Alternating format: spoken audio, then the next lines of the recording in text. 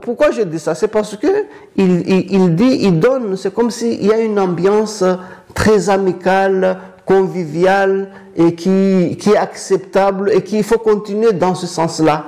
Alors que plus que jamais, il faut rompre. Quand tout à l'heure, Mzima disait qu'il faut que la France quitte nous lançons maintenant une opération. Les Comores. Ça sera dénommé Oura Wachaba. Donc, mur de fer. J'espère que. Oura Wachaba. Et donc, c'est le rideau de fer. Au drame de l'immigration à Mayotte avec le naufrage d'un kwassa-kwassa. Le bilan est de 6 morts et 10 disparus. Le naufrage d'une barque d'émigrés clandestins en provenance des Comores. Un nouvel accident de kwassa-kwassa au large des Comores. Une barque avec à son bord 39 personnes a chaviré. C'est une barque comme celle-ci, transportant 38 personnes, qui a chaviré au large de cette plage.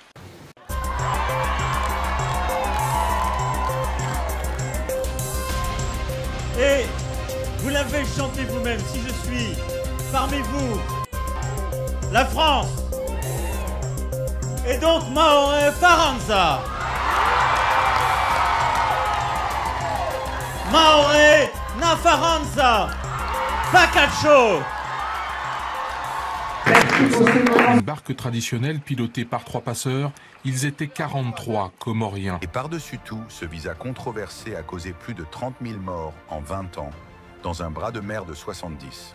Dans un continuum politique, la France instrumentalise dans la violence jusqu'à aujourd'hui des minorités sociales favorables à sa politique d'occupation coloniale. De toute façon, sans jeu de mots, nous sommes d'accord sur le fait que nous ne sommes pas d'accord sur ce point-là.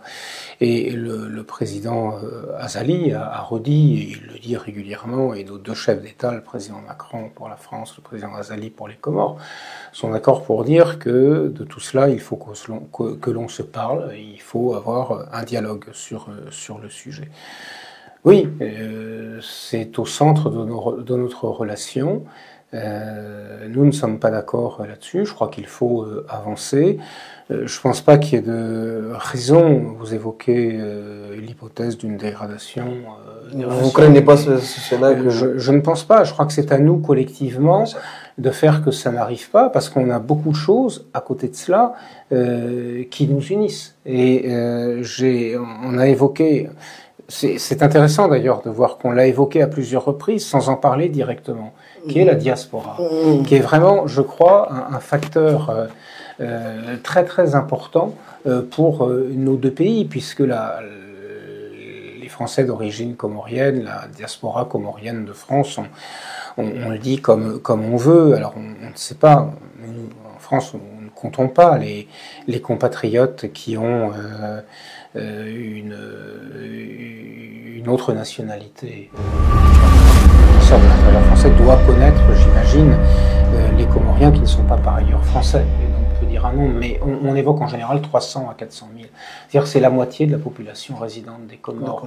L'argent que ces familles de la diaspora envoient ici, c'est considérable, puisque c'est 2,5 fois le budget de l'État chaque année. Et donc je pense que ça, c'est un lien très très fort.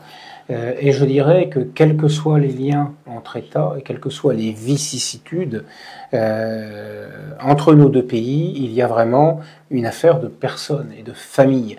Et c'est tout à fait important. Bonjour le président Nzirari. Nous sommes ici et nous continuons notre parcours en ce qui concerne je vais dire le débriefing de l'entretien entre Facebook FM et l'ambassade de France à Moroni. Là aujourd'hui, il vient de nous dire que la moitié de la population comorienne est française. Donc cela devrait nous servir de leçon à ne pas avoir, quels que soient les problèmes entre les deux pays, nous devons faire très attention puisqu'il s'agit des liens familiaux entre les Comores et la France. Moi, je vais encore poser une question. nous avons bientôt 50 ans d'indépendance et le visa baladure instauré à Moroni pour aller à Mayotte a fait au bout de 30 ans 30 000 morts. Est-ce que cela ne doit pas poser une question entre les deux pays qui se disent avoir des liens familiaux? On doit laisser comme ça les choses. Est-ce que c'est comme ça comment deux pays qui sont unis par le sang, par les familles, devraient se traiter et on ne devrait pas avoir une solution à propos du visa, juste que le visa baladure? Oui. Moi, je crois que ce sont des questions ô combien importantes auxquelles il faut se pencher. Justement, quand on entend l'ambassadeur nous donner des chiffres jusqu'à aller à 400 000 Comoriens qui représentent la diaspora. La moitié de la population comorienne. La diaspora et plus précisément, il explique que c'est à peu près la moitié de la population comorienne. Mais quand un pays arrive à ce point de trouver que tout le peuplement de son peuple est exilé, mais c'est un drame pour un pays. C'est un drame, justement. Moi, je suis très content que l'ambassadeur de France aux Comores, M. Sylvain Riquier, ait produit cette vidéo. Parce que pour nous, les Comoriens qui sommes conscients des enjeux et des drames qui frappent notre pays, on a des outils ici qu'on peut essayer, avec le peu de moyens que nous possédons, essayer d'expliquer le peuple le fond de tous ces propos-là, de toutes ces manœuvres. Alors, aujourd'hui, quand vous avez un pays à qui on note la moitié de sa population, mais qu'est-ce qu'on a laissé, on rend ce pays? Mais ce pays-là, sans entrer dans les détails de ce qui a été dit précédemment, que la moitié, c'est 400 000 Comoriens soi-disant, parce qu'eux, ils ont les outils pour savoir tout ça. Ils sont bien placés pour savoir combien, tous ces éléments-là, parce que nous, les citoyens lambda, nous n'avons aucun outil qui nous permet de savoir tout ça. Lui, l'ambassadeur de France, c'est lui qui donne les quitus des Comoriens s'ils veulent bien se rendre en France ou en Europe ou ailleurs, d'ailleurs dans notre propre territoire. Je ne vais pas revenir sur ça. Ils nous considèrent comme on n'est pas chez nous, on est des immigrés. Et donc, je vais aussi ici dire que quand il dit que la moitié, 2,2,5 de la part, enfin de l'argent qu'envoie la diaspora représente 2 fois et demi le budget, le PIB, le produit intérieur brut de Comores. Et on sait très bien que c'est cette double, en fait, cette action de la part de la diaspora, des Comoriens bien sûr, sont exploités par la France, par le mécanisme de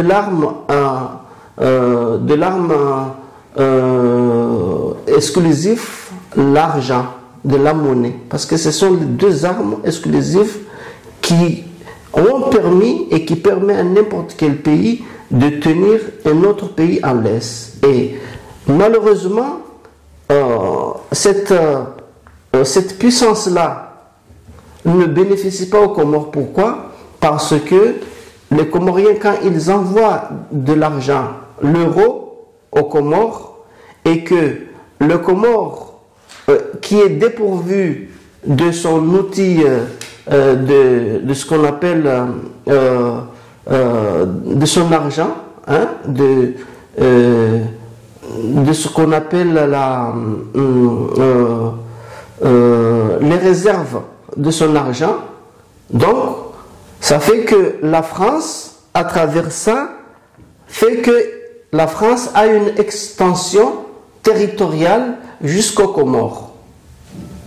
Et comment ça s'opère? C'est que normalement, quand les Comoriens vont chez eux, normalement arrivés à l'aéroport, dans les douanes, etc., ou dans les perceptions, on devrait échanger la monnaie pour permettre à ce que le Comore se dote d'une réserve d'argent de l'étranger. Ce qui va permettre par ricochet à ce que les Comores, quand il a besoin d'acheter quelque chose, par exemple du riz, c'est ce que nous consommons quotidiennement, eh bien, on n'a pas besoin que ce soit la France qui va rédiger le chèque.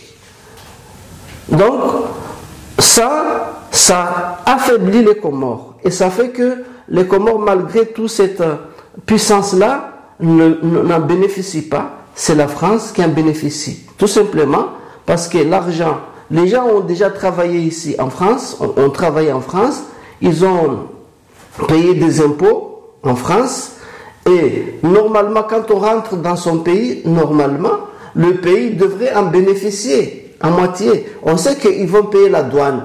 La douane, déjà, on sait que c'est la France qui détient les aéroports, là-bas, Boléro. C'est toujours la France qui est avec ses entreprises. Et en même temps, ce mécanisme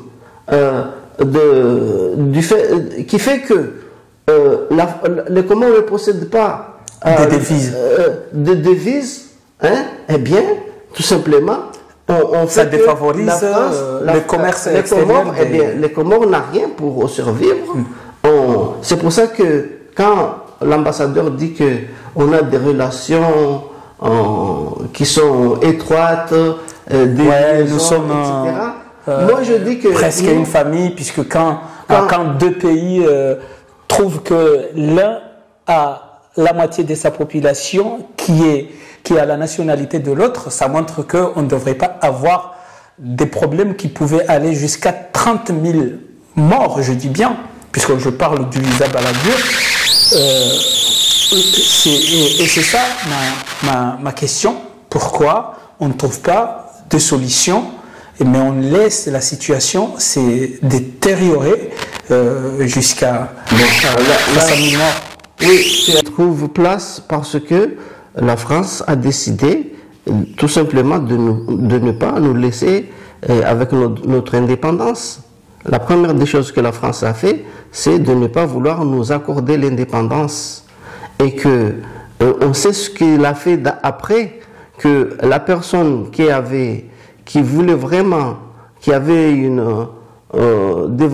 réelles intentions de vouloir doter son pays de tous les mécanismes qui fait que le pays pouvait être indépendant, eh bien la France n'hésite pas à les tuer. Nous savons le cas d'Ali Swali, et on sait comment la France utilise des méthodes barbouzards de notre temps, et puis aujourd'hui, on sait que le pouvoir qui est là, c'est un pouvoir que la France nous impose. Et donc, sur ce point, les morts de Kwassa Kwassa, c'est une volonté manifeste de la part de la France pour tuer les Comoriens. Et puis, paradoxalement, il y a ce monsieur qui vient avec ces beaux discours qui oublie vraiment le drame qui est ici, eux-mêmes n'en parlent même pas, parce que justement, le pouvoir qui est imposé peut-être on viendra tout à l'heure, quand on va parler, parce que j'ai entendu tout à l'heure qu'il y a Mzimba, qui est soi-disant un opposant, alors que Mzimba, Azali, ce sont les clients de la France. La France les a imposés. Et puis, bon, bien sûr, quelque part, ils font ce qu'on appelle contre fortune, bon cœur, parce que on leur menace de mort, parce qu'il y a des exemples. On a l'exemple de Mohamed Johar que la France, on se rappelle quand il l'avait évincé de son pouvoir et allait l'emprisonner à La Réunion. Eh bien, Hervé Descharette, à l'époque, quand il était ministre des Affaires étrangères, il a dit, voilà, soi-disant Johar c'est un corrompu, c'est un dictateur, etc. Et puis nous l'avons évincé du pouvoir. Mais ça veut dire quoi? Ce sont des bonnes relations entre pays et pays, ce sont des pays amis. Ça, c'est un. Ça, il ne faut pas que les Comoriens l'oublient. Derrière tous ces beaux discours-là, hein, qui sont là pour nous embaumer, pour nous endormir. C'est ça ce qu'il faut retenir de tout ça. Donc, malheureusement, on n'en parle pas parce que Azali a choisi, parce que ça c'est un choix aussi. Il y a des hommes qui ont choisi de trahir leur pays. C'est le cas de Mzimba. Hein? Mzimba ne va pas nous dire que ouais, il faut que la France plie bagage et part, alors qu'on sait que Azali lui-même a des occasions, souvent il a des occasions quand il veut s'exprimer sur la question de Mayotte ou sur la question de la souveraineté des Comores. Eh bien, il dit que moi, j'ai choisi de donner la France ce qu'il veut parce que la France est un pays puissant et que moi, il ne le dit pas. Il ne dit pas qu'il échange en fait son pouvoir, hein, le fait d'être président et les Comoriens et l'indépendance des Comores. C'est pour ça que jusqu'aujourd'hui, c'est ce qui permet aujourd'hui que monsieur Sylvain trouve les moyens de faire des plateaux, de circuler dans les quartiers. Souvent, il va oui, il le dit très clairement. Voilà. La France en quoi la France est sincère?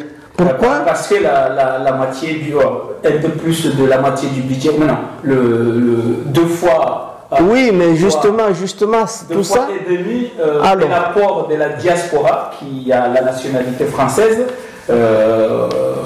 donne le budget de l'État, deux fois le budget de l'État. Bon, moi je dis. C'est pour ça, ils pensent que tout cela, ça montre leur sincérité. Ils sont là pour aider les Comores. Alors, moi je te dis. Sylvain Riquier ne pense pas, il est en train de dire, c'est-à-dire il croit que nous ne comprenons pas. C'est ça en fait. Ça c'est du mépris, c'est du condescendance. C'est que quand il dit comme ça, il sait que ils nous ont confisqué notre territoire, Mayotte. La première des choses, s'ils nous aimaient bien, c'est de ne pas nous chasser de chez nous. Et provoquer 30 000 morts. Et tuer les Comoriens. Je ne parle pas des 30 000 morts, mais venir avec ces mercenaires, nous tuer le président, le fils authentique des Comores, Ali Swalihi. Je ne parle pas de leur sbire là, Azali, mais je parle des hommes intègres qui ont voulu vraiment bâtir leur pays, faire en sorte que tout ce qu'il dit là, il vient avec des promesses qu'ils ne tiendront jamais, qu'ils n'ont jamais tenues. Parce que moi je me rappelle en 1999, la délégation qui était conduite par Azali et Saïdié et Seifé Lamine, hein, on disait qu'il y avait des gens qui sont venus, en tout cas des bailleurs de fonds, c'est des gens qui sont venus pour aider les Comores. Il en est sorti que il y avait des promesses qui allaient jusqu'à 150 millions d'euros répartis sur 3 ans, à condition de faire des actes. Et c'était bien explicite, c'était bien expliqué qu'il y a une condition sine qua non sans laquelle on ne peut pas vous donner. Et donc, ils ont passé à l'action, ils ont répondu à un certain nombre de ces exigences-là, notamment chasser les Comoriens de Comores, des autres îles à qui la France n'a pas donné des papiers qui leur permet en tout cas de circuler dans notre territoire, que ce soit ceux de Nzouani, de Moéli, de Ngazidja, et même il en est sorti que même parfois on attrape des Mahorais. Il y avait quelqu'un un peu perdu sa tête, qui n'avait pas ses facultés mentales, et un jeune de Mtsapere. Et c'est pas que lui, il y a une autre aussi qui était de Kaweni. Eh bien, on les a conduits en juin. Et on sait les viols qu'ils ont pu subir, etc. Nous avons, et tout ça. Je suis en train d'expliquer que vous persistez et signez que si vraiment la France veut aider les Comores, la seule solution de vraiment aider les Comores, c'est de leur laisser leur terre. Bien sûr. Mayotte. C'était là. Ça, la vraie aide résiderait si la France décide. Bon, voilà, on sait que la France, c'est un pays colonisateur, hein, et qui s'en prend à un petit pays qui n'a pas d'armes pour le combattre, et puis il vient, puisqu'il nous oblige, hein, j'ai dit tout à l'heure que on fait tout ça, c'est parce que on n'a pas le choix, en quelque sorte. Hein? Quand moi, je suis comorien, mais on m'impose un président, par exemple, et puis on m'oblige de m'expatrier, hein, d'aller ailleurs autre que les Comores. Croyez-vous que les Comoriens n'auraient pas aimé rester chez eux et bâtir leur pays, hein, et vivre de leur travail et développer leur pays, hein? Aujourd'hui, il s'agit quoi? Il s'agit de ces petites aides-là parce qu'ils ont un projet, ce projet de gazier, hein? Et puis on a vu récemment le déplacement d'Emmanuel Macron pour aller à faire accepter les îles indépendantes de l'océan Indien, de faire de Mayotte une entité à part. Hein? Et de tout ça, moi, pourquoi je dis ça? C'est parce que il donne, c'est comme s'il y a une ambiance très amicale, conviviale, et qui est acceptable, et qu'il faut continuer dans ce sens-là. Alors que, plus que jamais, il faut rompre.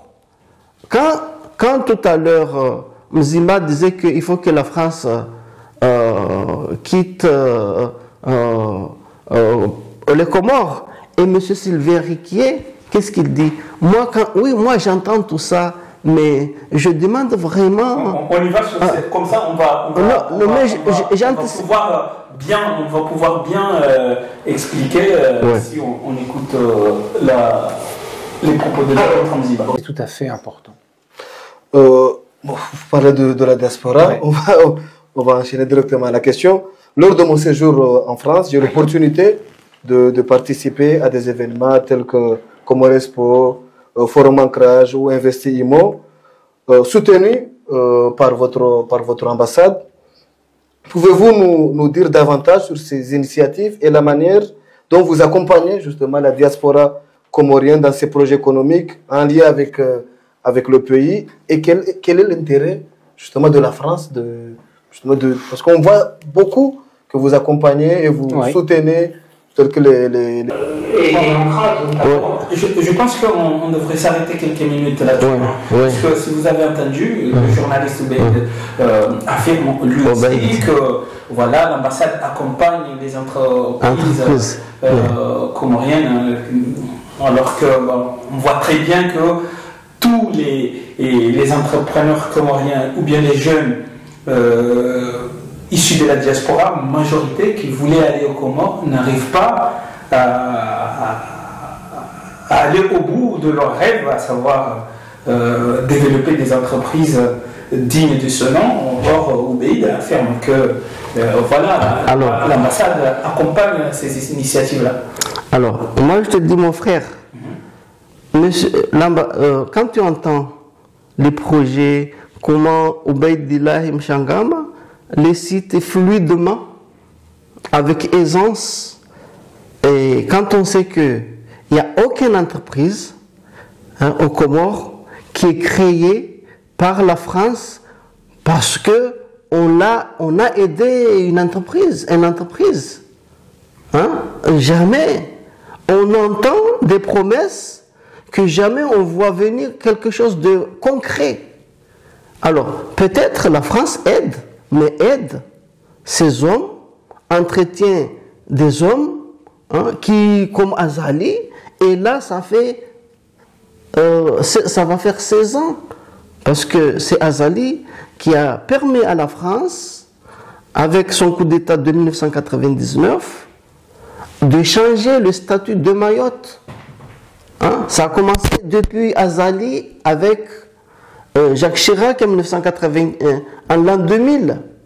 Donc,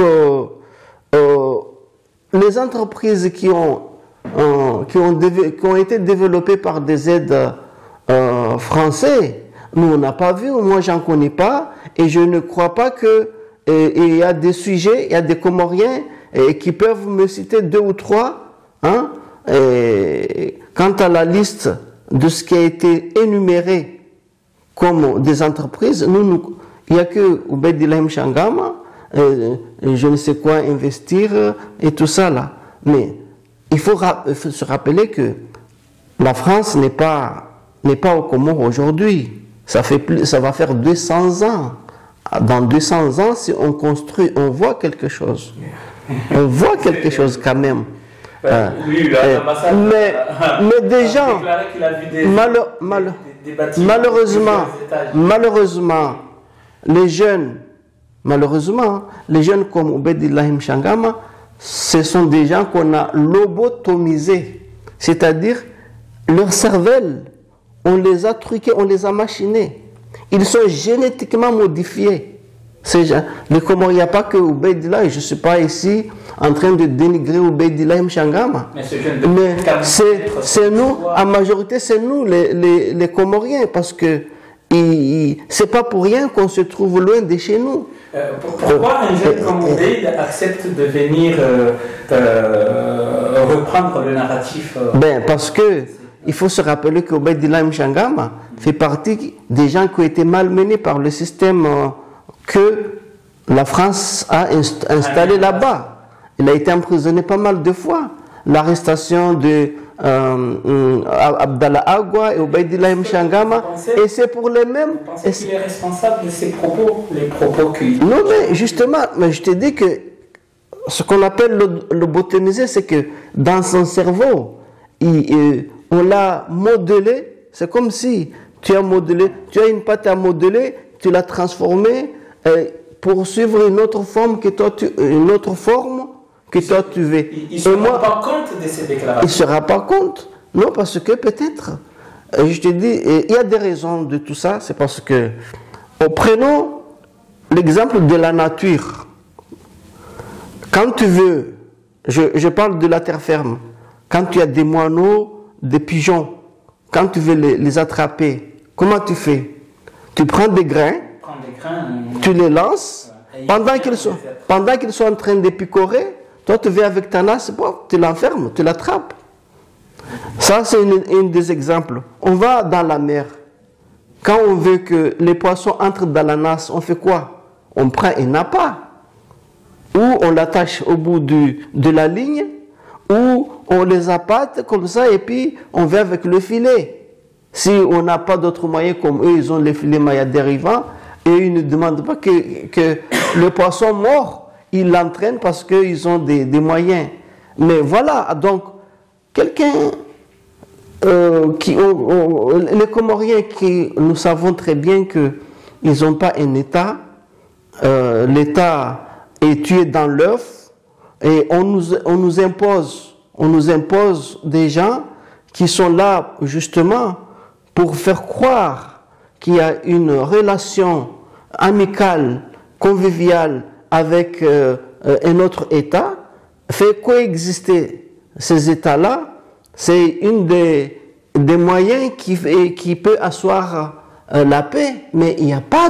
Les gens, les 30 000 morts, que à cause du visa imposé par la France, en termes juridiques, au regard du droit international, ces gens-là n'ont affranchi aucune frontière. Et pourtant... Et si ces gens-là, que ce soit des vieux ou... S'ils voulaient, s'ils pouvaient voyager dans des conditions vraiment normaux, comme tout le monde, ils n'auraient pas bravé les océans houleux ou sortir la nuit quand la gendarmerie française dort, etc. C'est là où ils trouvent la mort. Ou si ce n'est qu'ils ont été fait chavirer exprès, parce que nous voyons tout le temps des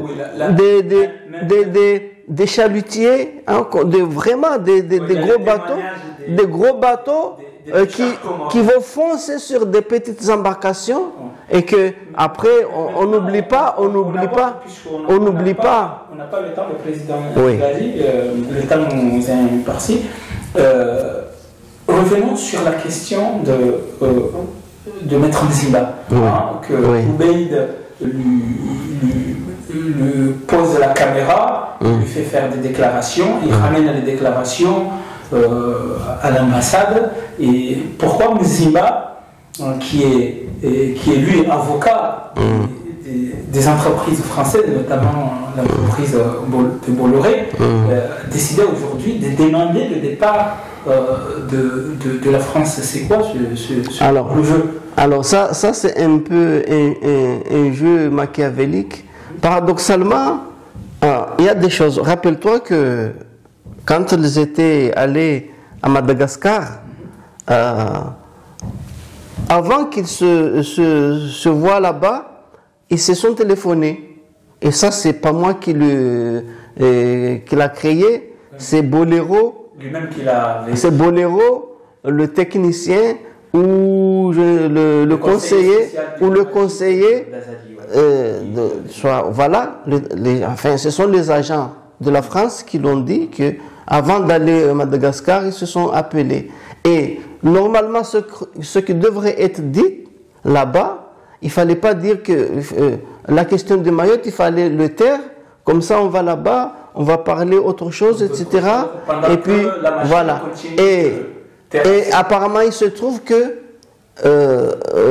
Macron n'aurait pas respecté ça lors de son passage à Mayotte. Il avait, pour un peu amuser la foule, faire entendre ce que veulent bien entendre les Mahorais. Et il a dit, Mayotte est français. Et ça a fait que quand Azali a eu l'occasion de prendre la parole, et il a répliqué, il a dit à Macron que ça c'est une plaisanterie, Mayotte est bel et bien comorienne. Alors, voilà qui rajoute qu'il avait même écrit 2 discours. L'un porté sur, dire autre chose, mais l'autre, il fallait évoquer Mayotte, on ne sait jamais parce que c'est comme ça. Alors, qu'est-ce que je suis en train d'expliquer? C'est que il y a des choses que les agents de la France peuvent se permettre, au moins faire amuser la galerie, hein? Faire une diversion, faire croire que c'est sérieux, qu'on s'oppose à ça, mais en vérité, on est d'accord qu'on est là pour servir la France et puis faire semblant. C'est ça en fait. Donc, Azali peut dire que Mayotte est bel et bien comorienne. Hein? Ça, on l'a accordé, on peut le dire. Mais dans les signatures, il faut signer que les eaux des Comores, poissonnées ou pas, ça appartient à la France, etc. Là, on s'apprête là à faire accepter que Mayotte participe en tant qu'entité à part. Ils vont l'être, mais il ne faut pas faire du bruit. Rappelez-vous aussi que quand il s'est agi d'opération Waombouchou 2, Azali a rappelé à Macron, en tout cas aux Français, que non, mais il ne fallait pas faire du bruit. Il ne fallait pas dire qu'on va faire Waombouchou. Continuez tout doucement. En catimini, vous les enlevez, comme ça, moi, je ne veux pas de problème avec le peuple comorien. Déjà, j'en ai déjà beaucoup, parce que je ne peux pas les nourrir, il n'y a pas d'électricité, il n'y a pas ceci, cela. Mes enfants et moi, nous assassinons et emprisonnons les Comoriens, que ce soit adversaires ou pas. Nous avons déjà le problème de Sambi, que vous nous avez conseillé de l'emprisonner parce qu'il n'a pas été aussi docile qu'il ne le pouvait. Et donc, tout ça, il vaut mieux aller doucement. Nous, on va signer. Donc, c'est pour ça que ces gens, Mzimba, ou ça peut être Msaïdi, peuvent, à un moment donné, on leur permet, bon, voilà, on va dire ça, au moins, on fait quoi? On fait semblant, les Comoriens vont entendre que, voilà, ils sont là, les sbires, mais en vérité, on est là pour... Et la preuve, Maître Mzimba n'a pas répondu à l'ambassade. Voilà.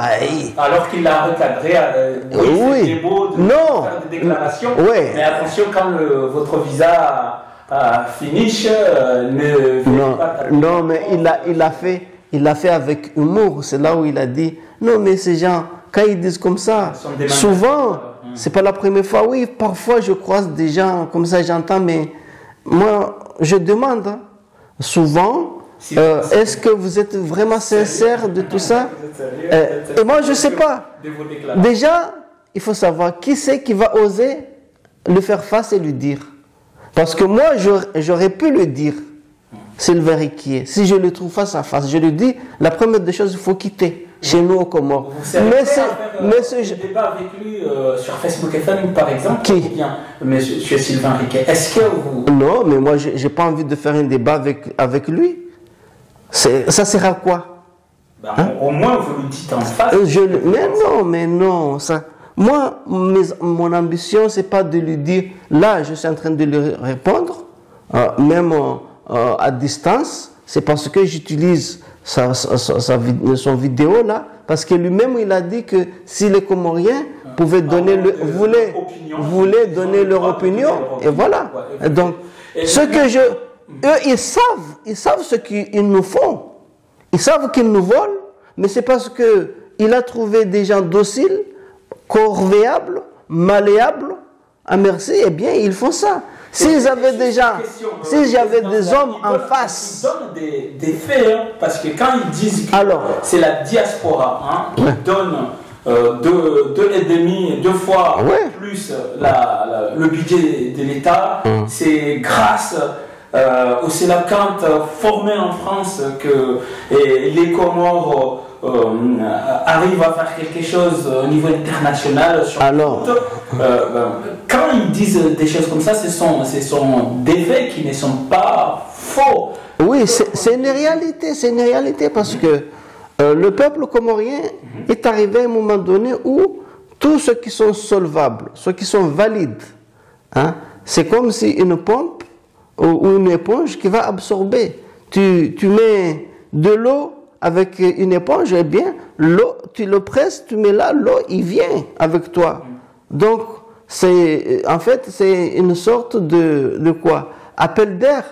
quand tu assoiffes le peuple et ils entendent que ils ne savent pas que c'est l'argent de l'Afrique qu'on vole. Jacques Chirac l'a bien dit que l'argent qui se trouve dans les portefeuilles des Français, ça vient de l'exploitation de l'Afrique.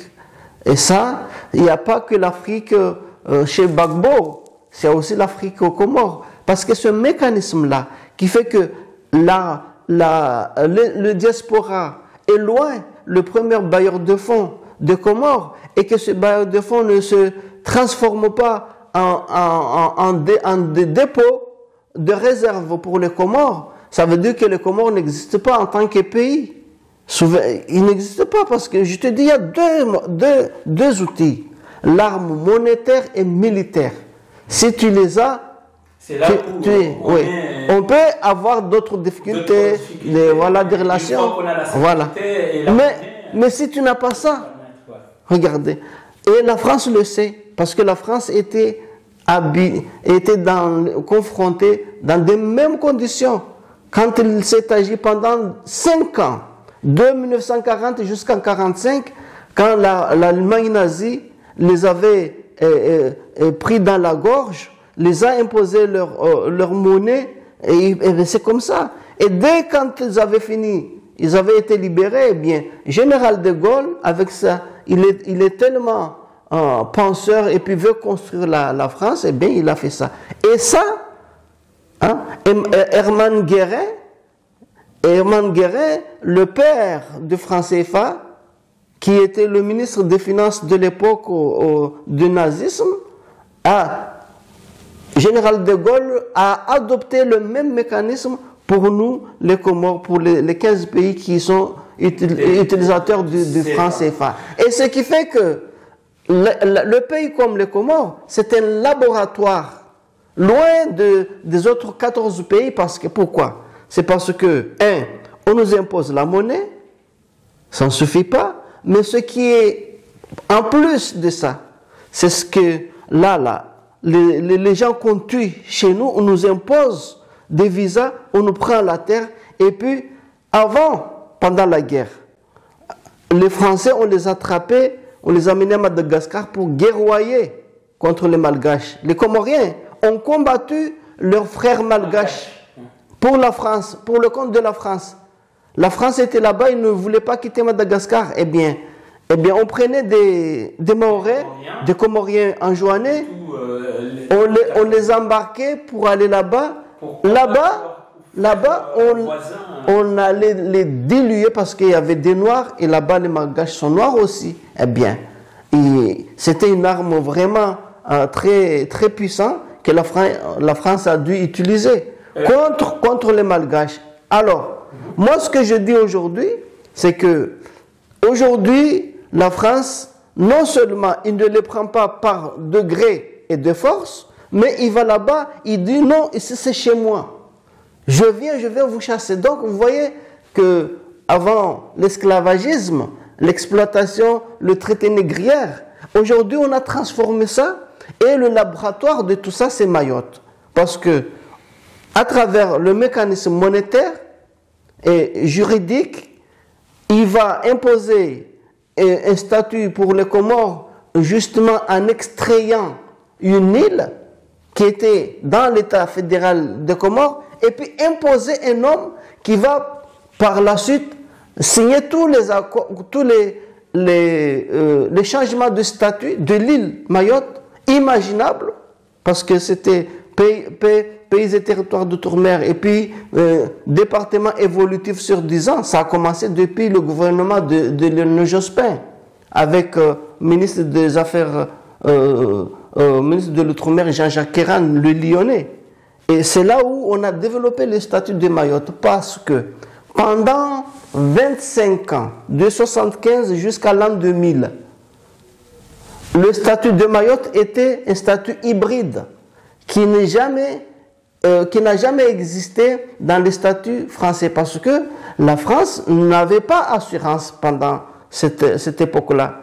Pendant de 1975 jusqu'à l'an 2000, 25 ans, la Mayotte avait un statut sui generis et qui a été créé par Henri Jean-Baptiste et Et Henri Jean-Baptiste n'est même pas mahorais. C'est un Guadeloupéen que les centristes ont placé à Mayotte pour expédier et en tout cas faire évoluer et faire que Mayotte soit séparée des autres îles. Donc, au fur et à mesure que la France a su, avec ses réseaux mercenariats, on sait que la France, à un moment donné, travaillait avec le régime d'apartheid de l'époque de l'Afrique du Sud, avant la libération de Mandela, jusqu'à l'avènement de la libération de Mandela. On sait que c'est là où la France a assassiné, à travers Bob Denard, bien sûr, le président Ahmed Abdallah, et qui a fait que on a mis en place des gens qui étaient, bon, Johar, qui ne pouvaient pas faire face, c'était pas comme son frère Ali Swali, qui pouvait tenir tête, en tout cas, avec audace, la France qui l'avait chassé là-bas. La France a été chassée par Ali Swali. Il n'y avait pas une question d'armes, etc. Mais il a juste utilisé... Une dernière question, le président Silali, et puis après on va s'arrêter pour aujourd'hui. Vous l'avez répondu, mais j'ai envie encore, si vous le pouvez, résumer en quelques mots. Pourquoi la France décide d'utiliser maintenant la diaspora et le foot, puisqu'ils disent carrément que c'est grâce à la France qu'il y a l'équipe nationale de foot. Pourquoi maintenant la France décide d'utiliser la diaspora et le foot? Bon, parce que déjà, on sait que le sport, le foot, c'est quelque chose de populaire. Tout le monde aime le foot. Et on sait... Non, c'est parce que...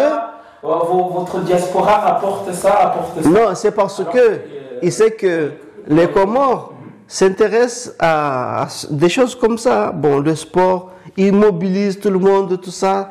C'est parce qu'il y a aussi le fait qu'un petit pays qui est arrivé à un certain niveau s'est fait connaître sur le plan continental africain. Et on sait très bien que derrière, la France n'est pas loin du fait qu'il y a un jeune mahorais qui est dans l'équipe nationale et que El Fardou. Mais je sais qu'il y a des manœuvres parce que l'entraîneur qui est européen, qui n'a pas peut-être validé cette fois-ci El Fardou parce que il veut déjà essayer de continuer de l'écarter. Oui, voilà, un mahorais, etc.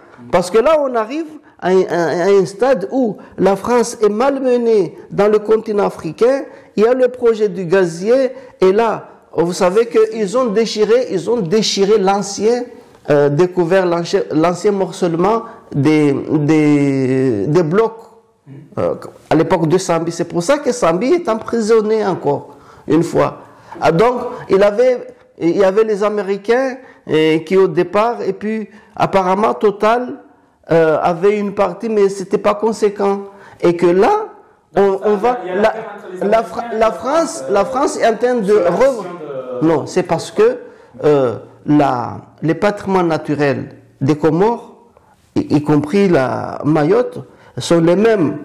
Quand on dit les Comores, et il y a des gisements, c'est Mayotte. Donc, à ce niveau, si la France profite de la présence d'Azali, peut aller loin sur l'acceptation ou son accaparement disons de tout ce qui existe imaginable dans l'océan, aux Comores. Donc, il veut revoir déjà les frontières, partager linéairement les frontières, les blocs. Il y a une partie qui doit venir sur Mayotte, etc. Comme ça, s'il y a des difficultés à faire, au moins, on a déjà résolu une partie des problèmes, etc. Parce que il y a aussi les Américains et il y a aussi le problème des grandes puissances qui vont s'intéresser à ça, parce que c'est devenu mondial et on sait qu'il y a des appétits des géants comme la Chine, il y a aussi la Russie qui peut s'approcher s'il y avait des gens sérieux sur le pouvoir comorien, ça pouvait déjà être amorcé tout ça, entamer les démarches. Est-ce que, si j'ai bien compris, est-ce que vous avez des preuves sur ce que vous avancez? De quoi? Sur la question de Mayotte. De démarches, bien sûr. Il ne s'en cache pas. Il ne s'en cache pas. Écoute, allez sur les réseaux. Pourquoi la France veut départager ce pétrole en fonction des îles alors que mais toi, il ne parle que de ça. Mais tu n'as pas entendu le projet, disons,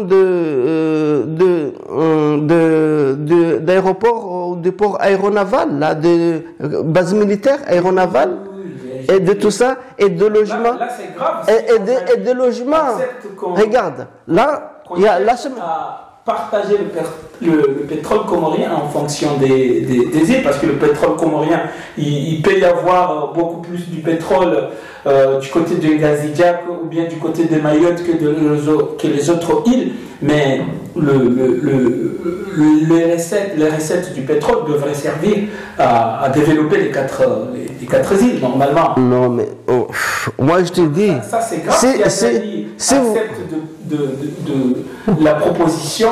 Oui, mais parce que vous, en fonction des îles, géographiquement, si on se dit le pétrole de Mozambique, c'est pas Mayotte qui fait frontière avec Mozambique. Mayotte fait frontière avec Madagascar. Il y a les îles éparses. Il y a aussi une île qui... Malabar. Non, c'est une ancienne île qui est sous l'eau. Comment on appelle ça là, et là, c'est une partie des îles que la Madagascar convoite, les îles éparses, hein, les îles de Tromelin.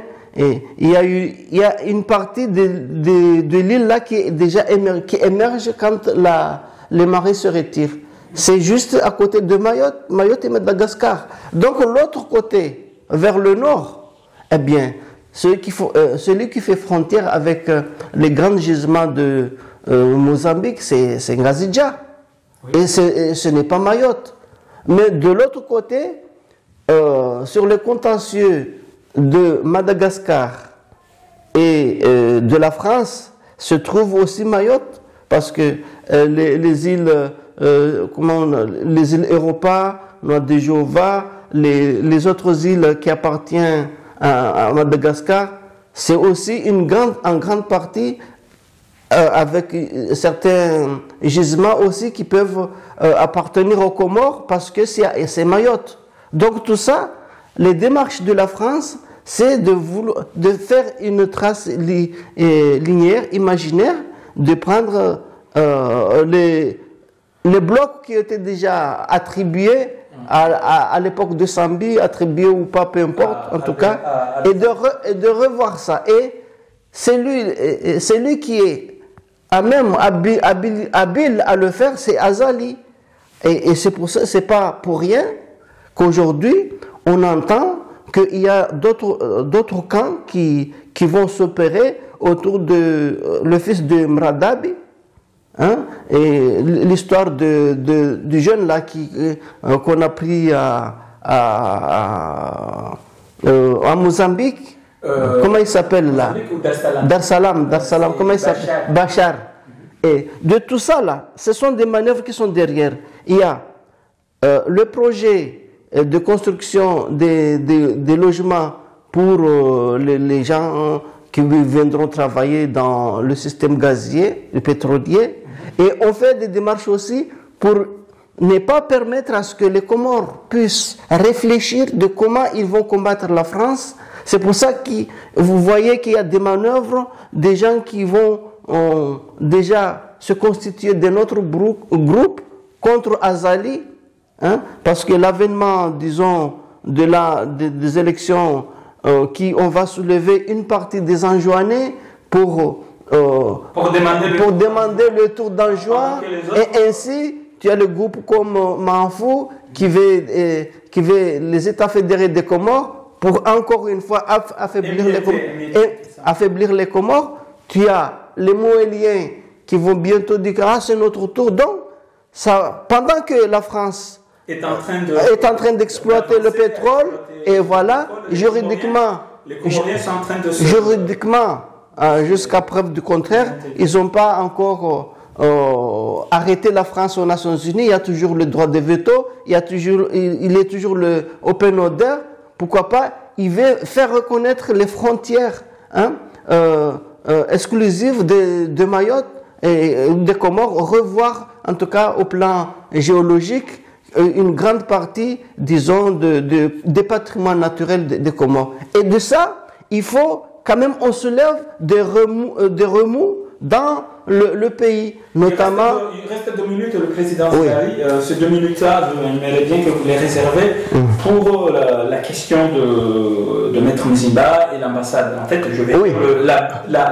Alors, bon, si vous étiez Maître Mzimba, vous répondriez quoi quand on vous dit c'est que l'ambassadeur a dit, il a dit maintenant quand non, parce que bon, moi je ne suis pas Mzimba, mais moi je sais que Mzimba, ce sont des lâches, ce sont des gens qui sont là, c'est des masques en fait. Ce sont des Mzimba, Azali, c'est la même pièce de monnaie, tu tournes pile au face, c'est la même chose. Donc ils sont en train de... Azali nous a dit quoi? Il est l'élève de Finesse. Donc Mzimba c'est la même. Pourquoi il est le seul élu qui a été accepté, parce que c'est lui. D'ailleurs, on se rappelle ce qu'il avait fait, l'interview que lui, Mzimba, avait fait avec Obedila Mshangama aujourd'hui, qui est l'ami de l'ambassade. Bon, malheureusement, mais quand un avocat dit il n'y a plus de constitution, il n'y a plus de loi dans mon pays, et puis il décide d'aller député. Quand quelqu'un comme ça, comment... Non, parce que lui, il est dans son rôle. Et au moins, il veut montrer que Azali a un opposant, et ce opposant, c'est en fait... c'est un allié, et donc tout ça, c'est pour ça qu'il peut se permettre un petit dérapage de dire « Oh, la France dehors », et comme son maître, l'ambassadeur de France, il sait qu'il est dans son rôle, ben, il n'y a pas d'animosité.